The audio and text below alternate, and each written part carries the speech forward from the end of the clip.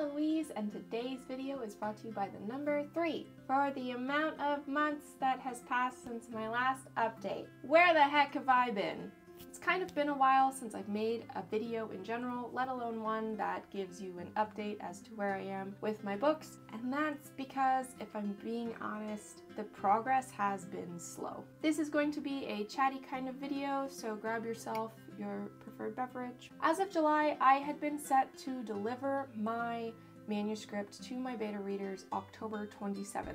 Now that it's the 1st of October, you might be thinking, wow, Eloise, you must be so close to being done with that. And I have bad news for both of us. That is not the case. Without getting into too much unnecessary detail, in July, some things started happening with my job that went from having a nice, steady, water fountain level of work to fire hose level of work, and I had hoped that it would be a temporary situation that would let up by the end of July, and then it just kept going. And it's still kind of a fire hose situation. Not complaining at all, just stating facts. Work has been nuts. Because of the increased kind of workload that I was having going on in July, I wasn't prioritizing writing because by the end of the day, I was mentally just burnt out from work and then also parenting and all of that fun stuff. The last thing that I wanted to do at the end of the day was sit down and give more. Can't give more from an empty cup. My cup was not really being refilled throughout the day or anything like that. I was finding that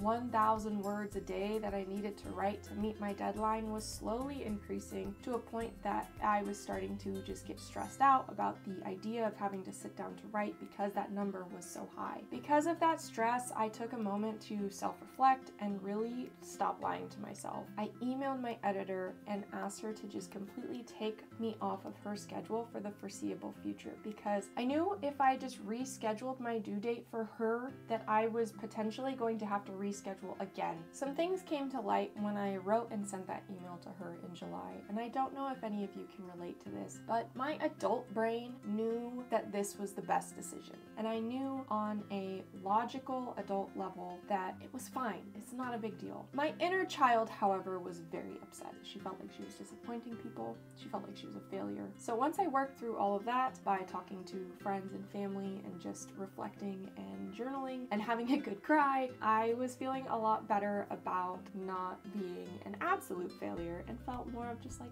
a small failure. I've said this in so many videos at this point, but at the end of the day, writing is something that I'm doing for fun, to express myself and share the joy of my creativity with others. And the minute that becomes too stressful is the minute I don't want to do it anymore. I saw a reel the other day that really summed up kind of what I'm getting at. They talk about trying to find a way to make money out of doing something that you love, but the caveat for that is that you run the risk of destroying the love and the passion that you have for that thing by monetizing it and commercializing it, because then it becomes a grind. I'm not beating myself up about not making as much progress as I had hoped I could. One of the big factors that was pushing me to have this tight deadline was a fear of disappointing others. I think that's one of the reasons why I'm having such a difficult time writing book 2 of Legend of the Amazons, because unlike book 1, there's reader expectations now. There is feedback that I've got from readers that I'm now overthinking on book 2. Logical adult side of my brain says this is just a first draft.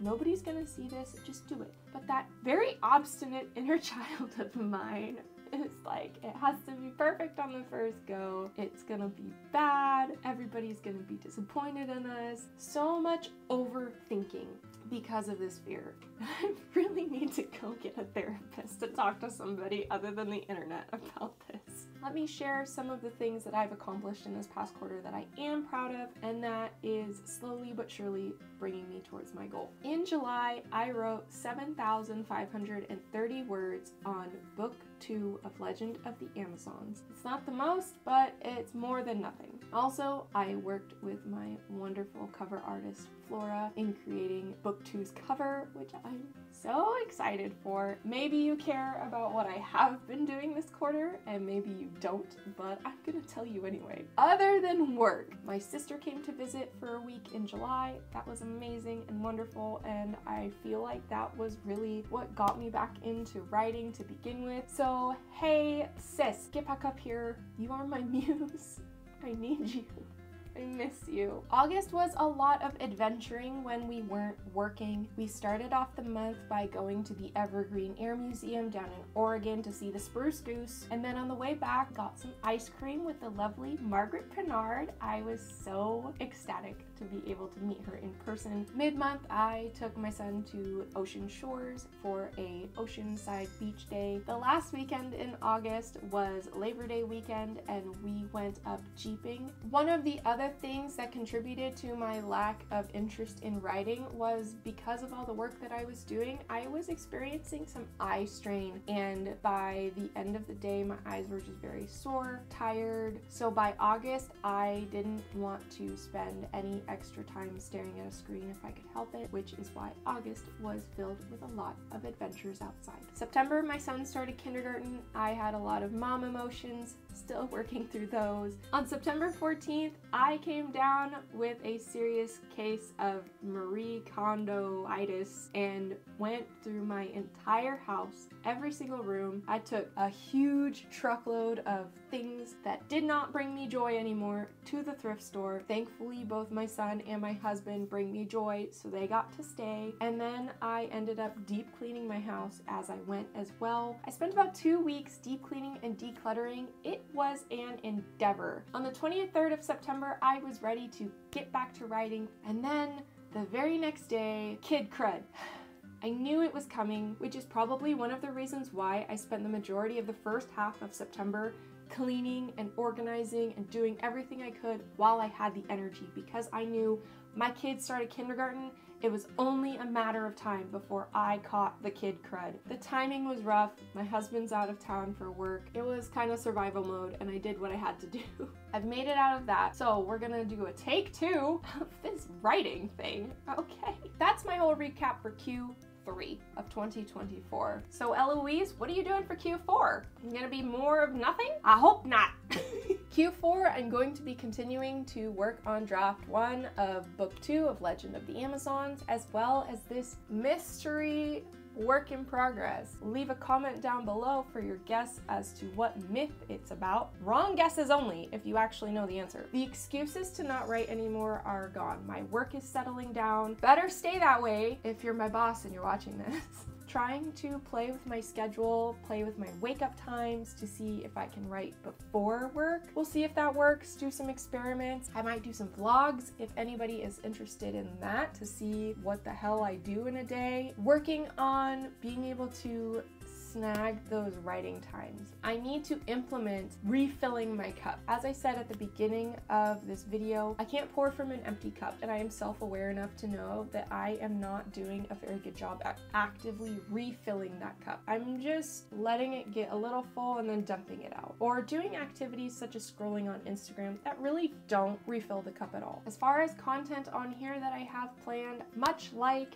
my writing, I do just need to make time to make the videos, because I do have ideas and I just need to sit down and do it. That's what I've been up to in Q3 and what I hope to get up to in Q4. What have you been up to in Q3? I hope you have been healthy and happy and doing what you love to do when you have time to do it, because I know that we all have those grown-up responsibilities. So if you ever want to join me for a scream into the void, I do those daily. Feels great. Highly recommend it. If you've made it this far in this video, thank you so much for watching. You're one of my favorite people. What are your plans for Q4? Let me know in the comments down below so I can cheer you on, help you stay accountable, and we'll get this done, or at least try.